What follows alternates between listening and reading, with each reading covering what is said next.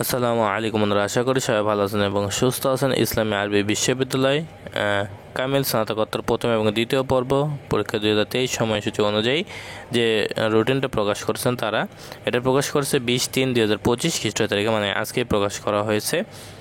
তো এখানে আপনার প্রথম যে পরীক্ষাটা এটা হবে আপনার হাদিস আর সুন্নাহ লিল ইমান আবু দাউদ, এরপরে তাফসির, এরপরে ফিকুল সুনাম, এরপরে আবদ প্রাচীন আরবি গদ্য।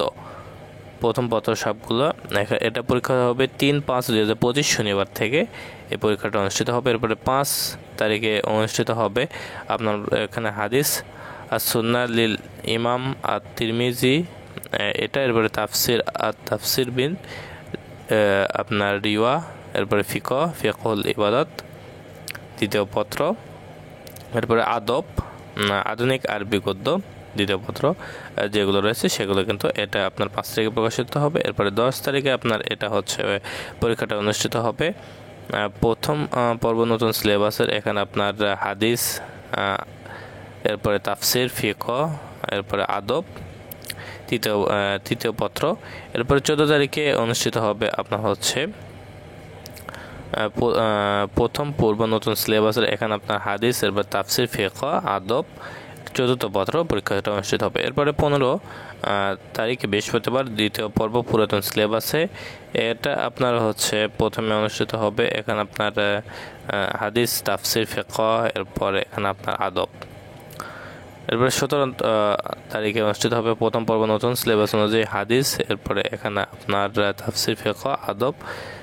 এরপরে এখানে আসে আমরা 18 তারিখে। তো 18 তারিখ রবিবার দ্বিতীয় পর্ব পুরাতন সিলেবাস অনুযায়ী হাদিস সহি লিল বুখারী দ্বিতীয় খণ্ড, তাফসিরুল বাইজাভি, এরপরে আপনার উসুল ওয়াল ওয়াকাসিদুল শরিয়া, এরপরে আদব আধুনিক আরবি গদ্য তৃতীয় পত্র।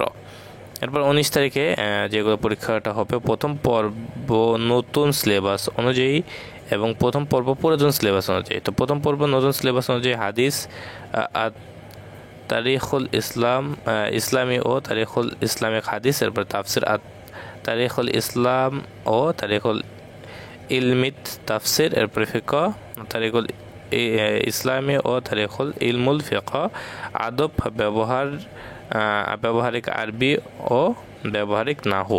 এটা হচ্ছে সবগুলো ষষ্ঠ পত্রের। এরপরে পুরাতন সিলেবাস অনুযায়ী এখানে আপনার হাদিস জামি ও তিরমিজি, এরপরে তাফসির বিন রিয়া, এরপরে উসুল আদব প্রাচীন আরবি গদ্য দ্বিতীয় পত্র এটা অনুষ্ঠিত হবে। এরপরে 20 তারিখে আপনার পরীক্ষা অনুষ্ঠিত হবে দ্বিতীয় পর্ব পুরাতন সিলেবাস অনুযায়ী হাদিস সহিহ লিল মুসলিম প্রথম এবং দ্বিতীয় খণ্ড, তাফসির, এরপরে আপনার এখানে তাকওয়াল ফুকাহা এই সাবজেক্টের, এরপরে আদব আরবি সাহিত্য, সমালোচনা ও ভাষাতত্ত্ব। এরপরে 21 তারিখে পরীক্ষাটা অনুষ্ঠিত হবে প্রথম পর্ব নতুন সিলেবাস অনুযায়ী এবং প্রথম পর্ব পুরাতন সিলেবাস অনুযায়ী। তো প্রথম পর্ব নতুন সিলেবাস অনুযায়ী হাদিস দিরাসাতুল তাফসির ও উসুলি, এরপরে তাফসির উসুলি বালাগাত এটা, এরপরে দিরাসাতুল তাফসির আর উসুলি, এরপর আদব দিরাসাতুল তাফসির উসুলি সপ্তম পত্র।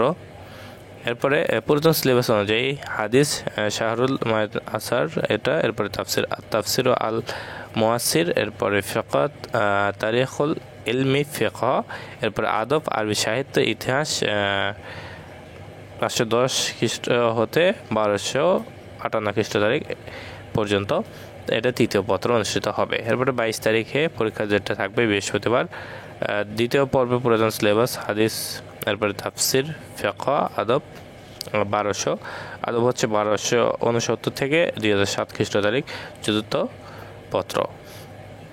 এরপরে 24 তারিখ আসি প্রথম পর্ব নতুন সিলেবাস অনুযায়ী এবং প্রথম পর্ব পুরাতন সিলেবাস অনুযায়ী।